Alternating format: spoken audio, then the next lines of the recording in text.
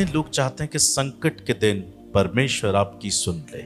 जब मैं तकलीफों का सामना करूं, जब मैं परेशानियों का सामना करूं, जब मैं बीमारियों का सामना करूं, जब मैं परीक्षाओं का सामना करूं, जब मैं कलेशों का सामना करूं, जब मैं डॉक्टर्स की रिपोर्ट का सामना करूं, जब मैं मृत्यु का सामना करूं, परमेश्वर तुरंत मेरी सहायता करे, परमेश्वर तुरंत मुझे सुन ले और संकट से मुझे बाहर निकाले। मैं जानता हूं आप सबका हृदय इसी प्रकार से परमेश्वर में आशावान है। मेरे साथ भी ऐसा ही है। वचन ये कहता है, याकूब का परमेश्वर तुझे ऊंचे स्थान पे नियुक्त करेगा। जिन लोगों से आप प्यार करते हैं, इन लोगों के बीच में आप खाते पीते हैं, बिजनेस करते हैं, जॉब्स करते हैं, पॉसिबल है, संभव है कि जब आप अच्छे दिन में उनके साथ जीते हैं, वो आपके साथ होंगे, आपके सेलिब्रेशन में आपके साथ होंगे, आपके आनंद के दिनों में आपके साथ होंगे। मगर जब आप तकलीफों का सामना करते हैं, जब आप परेशानियों का सामना करते हैं, जब आप वेदना से होके जाते हैं, यह आपका अनुभव होगा, तब वो लोग हमारे साथ नहीं होंगे। संकट में वो हमारा साथ नहीं देंगे। यह उनकी लिमिट होती है आपकी तकलीफों में आपके साथ देने की। वो अनलिमिटेड होकर आपके लिए कुछ नहीं कर पाएंगे। That's the nature of man.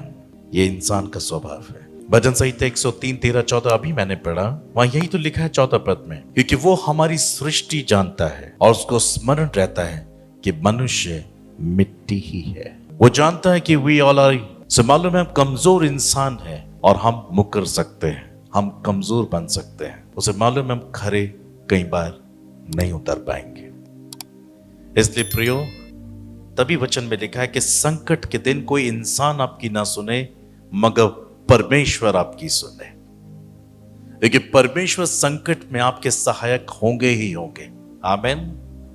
कोई ऐसा है जिसको यह अनुभव हो कि मैंने पुकारा, संकट के दिनों प्रभु ने मेरी सुधि नहीं ली? ऐसा कोई नहीं होगा। वचन में लिखा है, और जो कोई प्रभु का नाम लेगा वो बचाया जाएगा। जो कोई प्रभु का नाम लेगा वो बचाया जाएगा, वो उद्धार पाएगा। तो जब आप संकट में होते हैं, संभव है कि वो लोग जो आपके आनंद के दिनों में आपके साथ रहते हैं, संकट में आपको छोड़ के चले जाएंगे। उनसे यही अपेक्षा करो कि वो ऐसा ही करेंगे, क्योंकि वो मात्र इंसान है। दे आर वीक, और परमेश्वर उनकी सृष्टि जानता है। तो उनसे नफरत करने की जरूरत नहीं है। हम उनसे यही अपेक्षा कर भी सकते हैं, लेकिन इंसान वीक है। वो एक्सेस में जाके हमारे लिए कुछ नहीं कर पाएगा, बिकॉज ही इज लिमिटेड।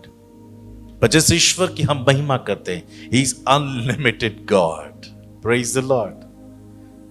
जो क्रूस पर हमारे लिए 2000 साल पहले मरा, हमारे पापों को, श्रापों को, बीमारियों को अपने ऊपर लेकर, और मरकर तीसरे दिन वो जी भी उठा। आमीन। मृत्यु का सबसे बड़ा संकट का प्रभाव उसने हमारे जीवन से दूर कर दिया। हम इंसान सब कुछ कर सकते हैं, खुदा ने हमें बनाया है, हमें इतनी शक्ति दी है कि हम कुछ भी कर सकते हैं। मगर कोई भी इंसान इतना सक्षम नहीं, वो अपने आप को मृत्यु से नहीं बचा सकता। हम इंसान सब कुछ कर सकते हैं, पर हम सिर्फ आज के लिए कर सकते हैं। हम कल के लिए भले हम बहुत सोचते हैं, मगर कल का दिन मुझे देखने को मिलेगा, ये भी परमेश्वर के हाथों में है। तो मृत्यु का सबसे बड़ा संकट, सबसे बड़ा भय का प्रभाव मात्र यीशु मसीह ने दूर किया। तो जब प्रभु हमें मृत्यु से बचा सकता है, उस भयानक संकट से हमें निकाल सकता है, तो फिर और संकट तो कुछ भी नहीं है। So have trust in Jesus till the end of your single breath. अपने जीवन की आखिरी सांस तक यीशु मसीह में विश्वास रखिए, आशावान रहिए।